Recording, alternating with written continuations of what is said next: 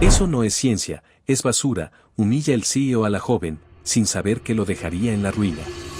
Bienvenidos a Relatos que Inspiran. Si te gustan las historias donde los pequeños demuestran que tienen la fuerza de un gigante, no olvides darle like a este video y suscribirte, así no te pierdes ni un solo relato. Sofía no tenía las manos manchadas de grasa, las tenía permanentemente teñidas del color de la tierra. Creció en un pueblo que se estaba borrando del mapa, un lugar donde las casas de adobe parecían suspirar de cansancio y los campos de cultivo se habían rendido. La lluvia ya no era una promesa, era un recuerdo, y el sol, que antes maduraba el maíz, ahora solo partía el suelo en 1000 pedazos.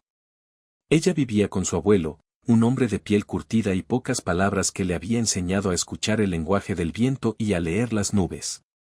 La casa era pequeña, olía a leña y a hierbas secas, y en la pared colgaba una sola foto en blanco y negro de sus padres, quienes se habían marchado a la ciudad en busca de un trabajo que nunca los dejó volver. Desde niña, Sofía no jugaba con muñecas, jugaba con semillas. Mientras otros niños corrían por las calles polvorientas, ella pasaba horas en el pequeño huerto detrás de su casa, un milagro verde en medio de la sequedad. Hablaba con las plantas, observaba a las hormigas, y recogía pedazos de basura electrónica que traía el camión de vez en cuando. Un viejo celular, la radio de un coche destrozado, el motor de una licuadora. Para su abuelo eran cachivaches, pero para Sofía eran tesoros, piezas de un rompecabezas que aún no sabía cómo armar. No lo hacía por capricho, lo hacía por una necesidad que le apretaba el pecho, la de ver vida donde solo quedaba polvo. Veía el dolor en los ojos de su abuelo cada vez que miraba sus campos muertos, y se juró a sí misma que encontraría la forma de hacer que la tierra cantara de nuevo. Cuando le llegó el correo con la invitación para el Congreso Nacional de Tecnología Agrícola Futuro Verde, su abuelo tuvo que leerlo 3 veces para creerlo. Era un pequeño espacio en la sección de innovadores comunitarios, un premio casi simbólico que había ganado por un video que grabó con un teléfono prestado.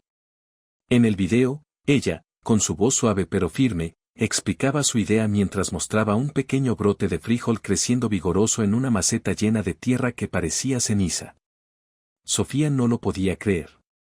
Ella, la chica que usaba lombrices para hacer abono y que había aprendido a programar con tutoriales descargados con el internet de la plaza, ahora iba a estar en el mismo lugar que los dueños de las empresas más grandes del país, hombres que movían millones con solo una firma.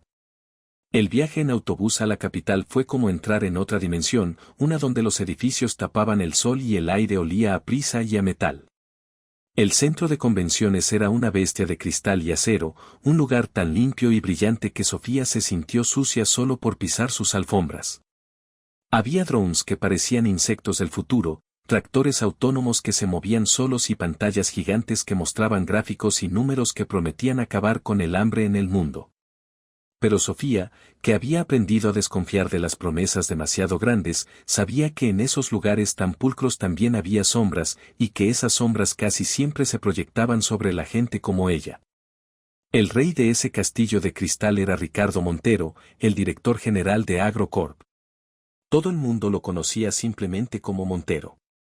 Era un hombre con un carisma que desarmaba, un traje que costaba más que la cosecha de todo su pueblo y una sonrisa que parecía sincera pero que nunca, jamás, tocaba la frialdad de su mirada. En sus conferencias hablaba de innovación, de alimentar al planeta, de un futuro sostenible, pero lo hacía con el tono de un conquistador que ofrece la salvación a cambio de la rendición total. Para los inversionistas y los políticos, él era el rostro del progreso. Para los pequeños agricultores, representaba la maquinaria que los estaba dejando sin tierra y sin futuro.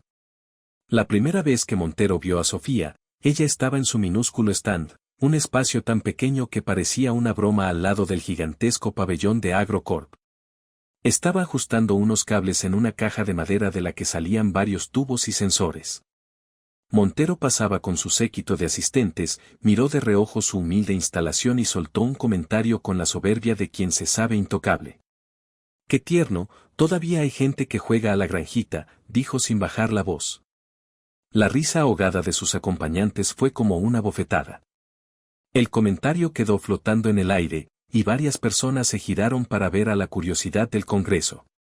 Sofía sintió que la cara le ardía, pero levantó la barbilla y siguió trabajando.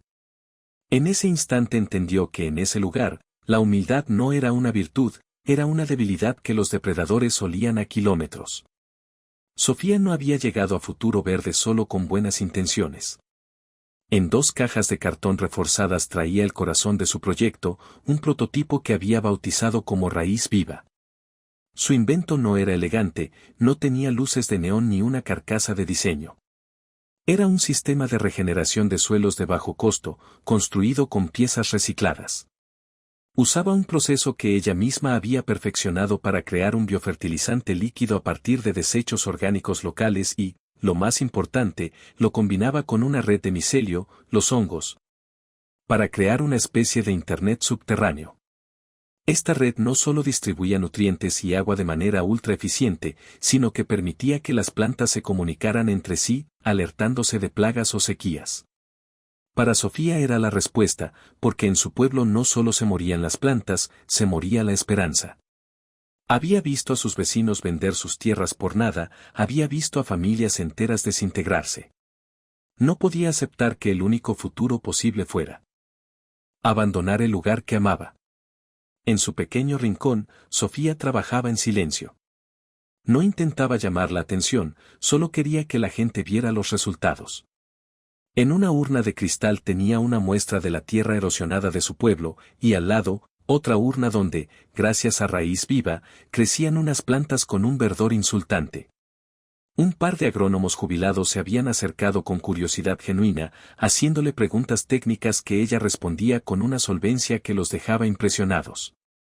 El resto de los asistentes pasaba de largo, más interesados en los cócteles gratis y en las demostraciones de maquinaria pesada. La miraban con una mezcla de lástima y condescendencia. No entendían que su presencia en ese congreso no encajaba con la narrativa de éxito y poder que se vendía en cada pantalla.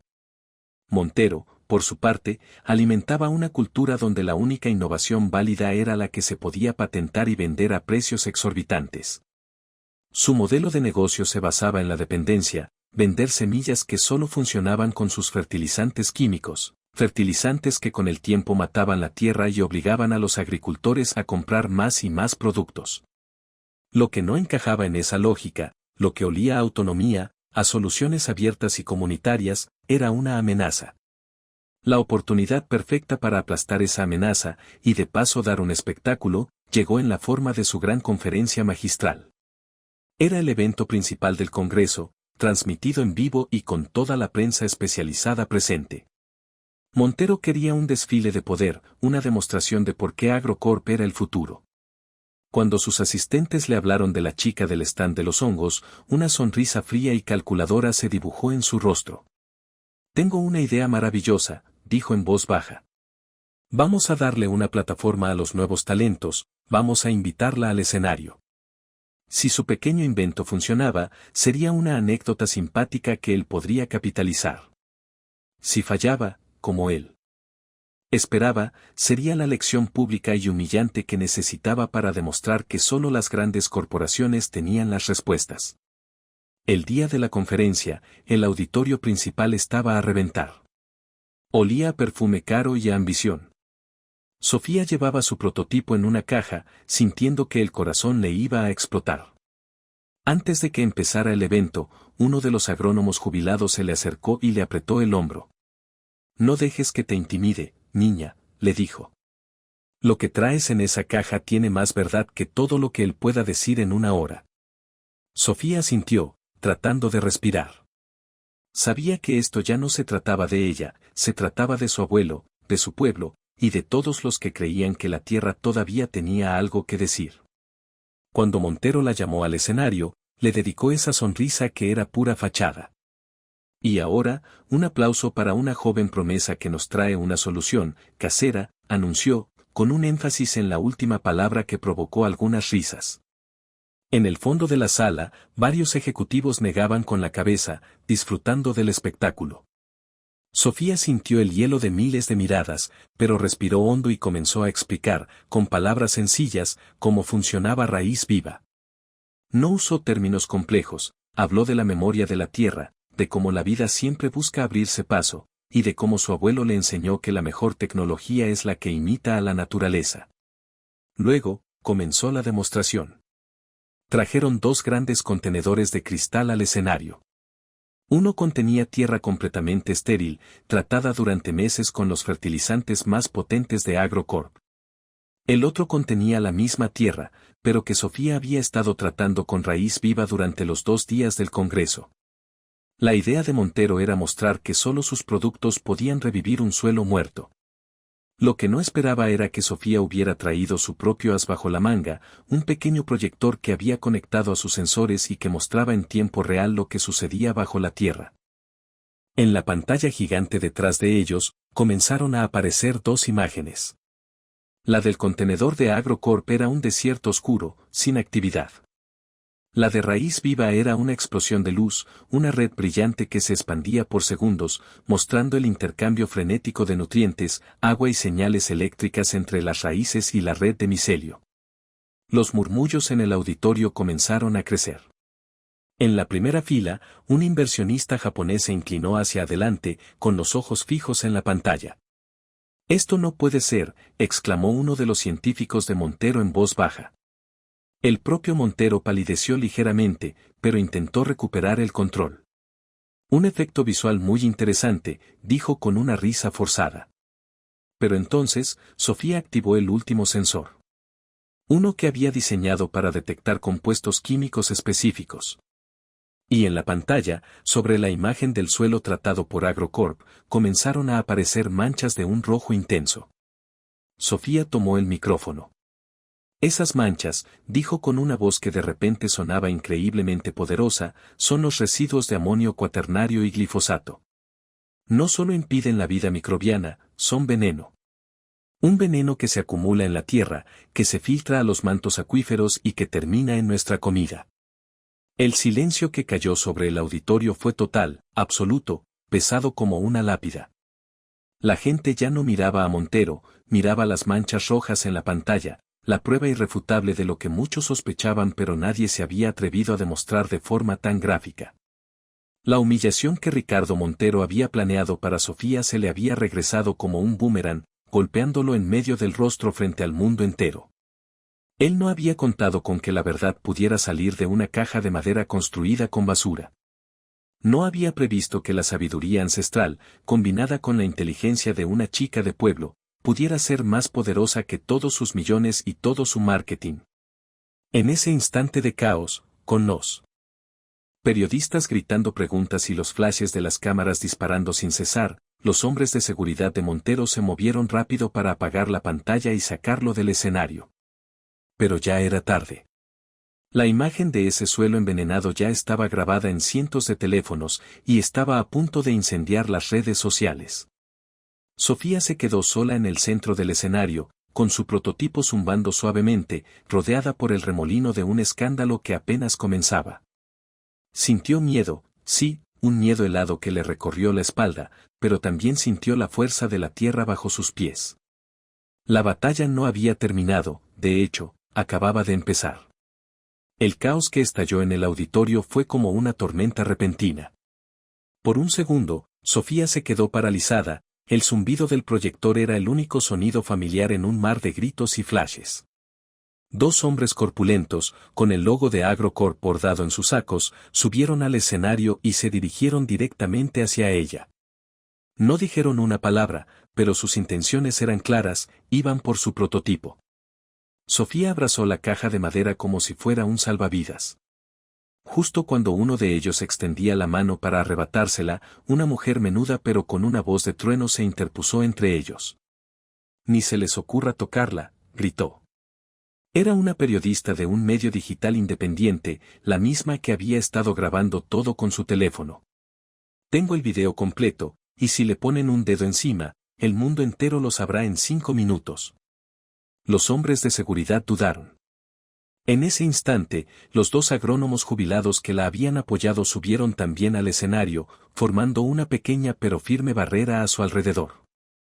«Esta joven acaba de hacer una demostración científica», dijo uno de ellos, encarando a los guardias. «Y cualquier intento de intimidación o de confiscar su equipo será denunciado como un ataque a la libertad de investigación». La palabra denuncia pareció tener efecto.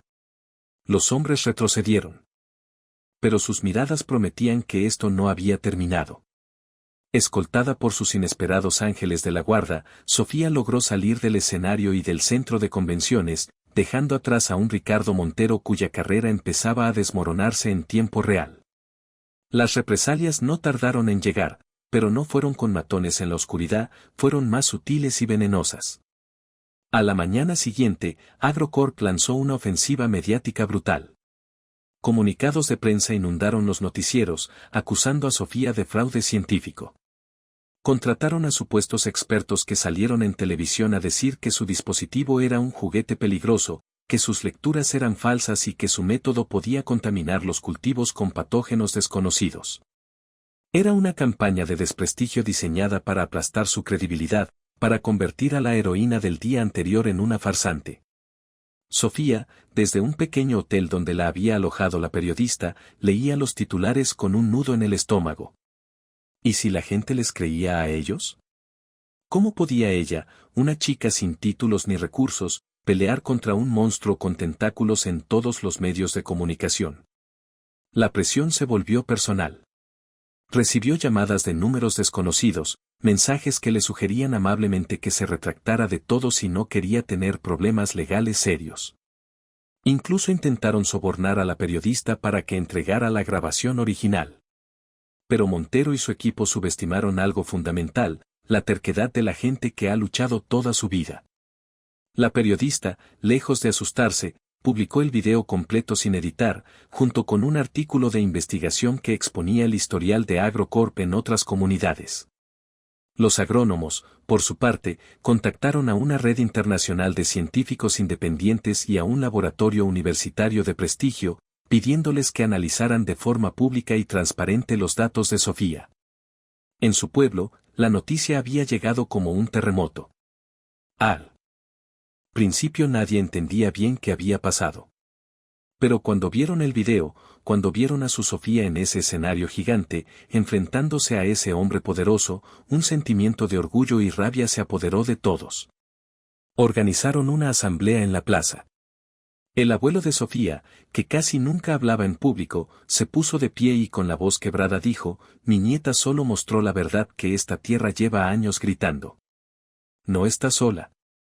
Esa misma tarde, un grupo de agricultores de la región se organizó y bloqueó simbólicamente la entrada de una de las bodegas de distribución de AgroCorp.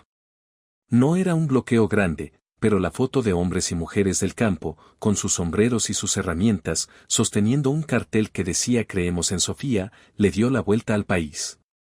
Fue entonces cuando Sofía tomó la decisión que lo cambiaría todo. Encerrada en su cuarto de hotel, se dio cuenta de que no podía ganar jugando el juego de AgroCorp, un juego de patentes, secretos y poder. Su única arma era la opuesta, la transparencia total. Con ayuda de la periodista y de un joven ingeniero que se ofreció a ayudarla, pasó toda una noche documentando cada aspecto de Raíz Viva. Dibujó los diagramas, escribió las instrucciones para fabricar el biofertilizante y subió a Internet todo el código de programación de sus sensores. Al amanecer, publicó un video sencillo, grabado con el celular. No se veía enojada ni asustada. Con una calma que desarmaba, dijo: «Raíz Viva no me pertenece. Le pertenece a la tierra. Aquí está todo lo que necesitan para construirlo. Es gratis, es de todos. Úsenlo, mejórenlo, compártanlo. El conocimiento que no se comparte, no sirve para sanar». Ese acto fue una bomba atómica para el modelo de negocio de AgroCorp. La idea de que una tecnología revolucionaria pudiera ser libre y gratuita era un sacrilegio. En cuestión de días, cientos, y luego miles de personas, desde estudiantes de agronomía en la India hasta colectivos de permacultura en Argentina, descargaron los archivos. Empezaron a surgir foros en línea donde la gente compartía sus experiencias construyendo sus propios sistemas Raíz Viva, adaptándolos a sus climas y a sus cultivos. La genialidad de Sofía no había sido solo inventar un aparato, sino desatar un movimiento. AgroCorp, desesperado, jugó su última carta. Demandaron a Sofía por una cifra astronómica, acusándola de infringir docenas de sus patentes y de robar secretos industriales. Era una táctica de intimidación pura y dura, diseñada para ahogarla en gastos legales. Pero el movimiento que ella había creado respondió. Se organizó una campaña de financiamiento colectivo a nivel mundial bajo el lema Yo también soy raíz viva. Las donaciones llegaron de todas partes, pequeñas cantidades de miles de personas que sumaron lo suficiente para contratar a un equipo de abogados pro bono, especialistas en defender a innovadores independientes contra corporaciones. El punto de inflexión definitivo llegó una semana después. El laboratorio universitario publicó los resultados de su análisis. No solo confirmaron que las lecturas de Sofía eran 100% correctas, sino que su investigación fue más allá. Descubrieron que los químicos de AgroCorp estaban diseñados para crear adicción en el suelo, esterilizándolo de tal forma que solo las semillas genéticamente modificadas de la propia empresa pudieran germinar en él. No era un efecto secundario, era el objetivo.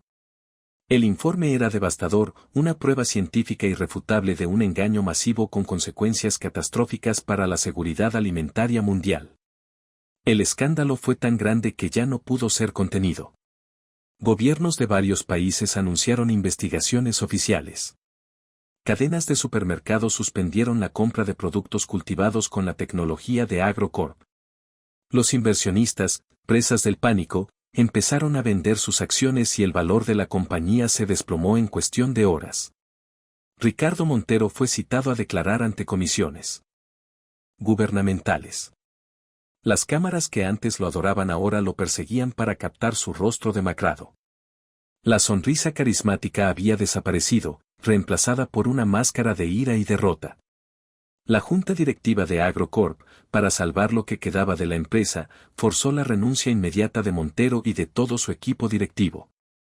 La demanda contra Sofía fue retirada silenciosamente.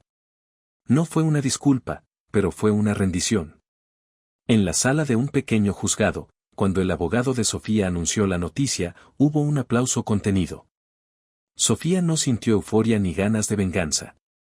Solo sintió un profundo alivio, como cuando la primera lluvia cae después de una larga sequía. Era justicia, pensó. Y la justicia, a diferencia de la venganza, es algo que nutre. Sofía no aceptó las ofertas millonarias para crear su propia empresa ni los puestos en universidades extranjeras. Volvió a casa. El día que bajó del autobús, el pueblo entero la estaba esperando en la entrada. Su abuelo la abrazó tan fuerte que sintió que se le acomodaban todos los huesos rotos por la tensión de las últimas semanas. Tú solita moviste una montaña, le susurró al oído. No, abuelo, respondió ella. La montaña la movimos todos. La vida de Sofía no volvió a la normalidad, porque la normalidad de antes era la de la desesperanza.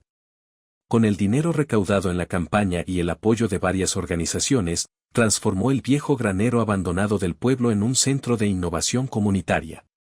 Un lugar con un pequeño laboratorio, computadoras con internet y un taller donde la gente podía aprender a construir y reparar no solo sistemas raíz viva, sino todo tipo de tecnología de bajo costo para el campo. Se convirtió en maestra, en la guía que a ella le hubiera gustado tener. Con el paso de los meses, y luego de los años, el paisaje de su región comenzó a cambiar.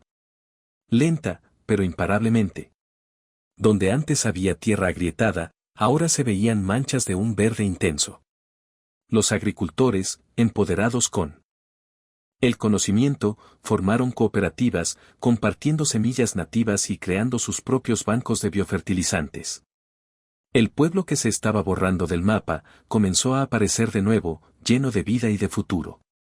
En una tarde dorada, varios años después, vemos a Sofía, con algunas canas adornando su pelo, de rodillas en un campo que antes era un erial. Sus manos, como siempre, están cubiertas de tierra. A su alrededor, un grupo de jóvenes la escucha con una atención casi religiosa mientras les explica cómo funciona la simbiosis entre una raíz y un hongo. El aire huele a tierra mojada y a vida nueva. Ella levanta la vista y mira el horizonte. La montaña de AgroCorp había caído, pero sabía que siempre habría otras montañas. Lo importante no era derribarlas todas, sino enseñar a la gente a escalar, a construir sus propios caminos. La cámara se aleja lentamente. Vemos los campos verdes, el pueblo vibrante, y a Sofía, que ya no es solo una inventora, sino una sembradora de conocimiento.